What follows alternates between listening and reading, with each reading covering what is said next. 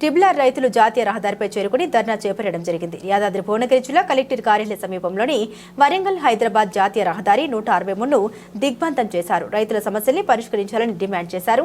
నాడు రైతుల కోసం పోరాటం చేసి ఎంపీగా ఉన్న కోమటిరెడ్డి నేడు మంత్రి అయ్యాడని, మంత్రి అయిన తర్వాత రైతులను పట్టించుకోవడం లేదని, కోమటిరెడ్డి వెంకటరెడ్డి ఎక్కడికి వచ్చినా వారిని అడ్డగిస్తామని ట్రిబుల్ రైతులు హెచ్చరించారు. వరంగల్ హైదరాబాద్ జాతీయ రహదారిపై కూర్చున్న రైతుల్ని అరెస్టు చేశారు. పోలీసులు రైతులకు సంఘీభావంగా బీజేపీ, బీఆర్ఎస్ నాయకులు రోడ్డుపై ధర్నా చేపట్టారు. సమీపంలో ఈ ట్రిబుల్ ఆర్ మరి అలైన్మెంట్ వల్ల భారీగా నష్టపోతున్నాము రైతులు. ముఖ్యంగా అంతకుముందు నేషనల్ హైవేస్ కింద కానివ్వండి, లేదా ఇతరత్ర మరి విద్యుత్ లైన్ల పేరు మీద భూమి సేకరణ జరిగింది. మళ్ళీ ట్రిబుల్ ఆర్ పేరు మీద అదే మరి ఈ ప్రాంత ప్రజలకు చేయడం బాగా కాదని ఉత్తర భాగం అన్నప్పుడు గిర్మాపూర్, రెడ్డిపల్లి, ఇస్లాంపూర్, ప్రజ్ఞాపూర్, రాయగిరి, తంగడపల్లి, గతంలో ఆలేరు, అదే రకంగా చౌటప్పలు, మోటకూరు ప్రాంతం నుంచి అలైన్మెంట్.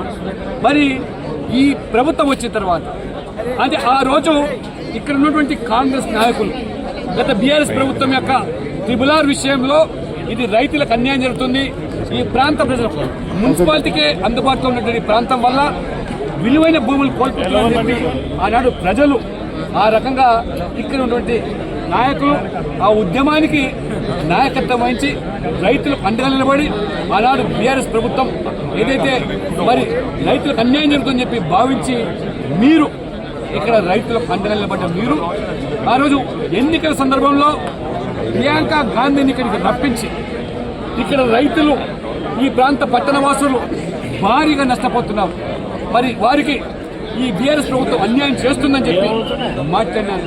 ప్రియాంక గాంధీ కాంగ్రెస్ పార్టీని గెలిపించండి, మా ఎమ్మెల్యేలను ఎంపీలను గెలిపిస్తే ఈ ట్రిబుల్ ఆర్ అలైన్మెంట్ మారుస్తాము, మీకు న్యాయం చేస్తామని చెప్పినటువంటి ప్రియాంక గాంధీ ఇవాళ వాస్తవంగా నరేంద్ర మోడీ ప్రభుత్వము ఈ 10 సంవత్సరాల్లో ఈ ప్రాంతానికి ఉత్తర భాగానికి సంబంధించి అభివృద్ధి చూస్తే ఈ భూముల విలువలు ఎంత పెరిగిపోయినాయి, విలువైన భూములుగా మారడము. ముఖ్యంగా ఈ ప్రాంతంలో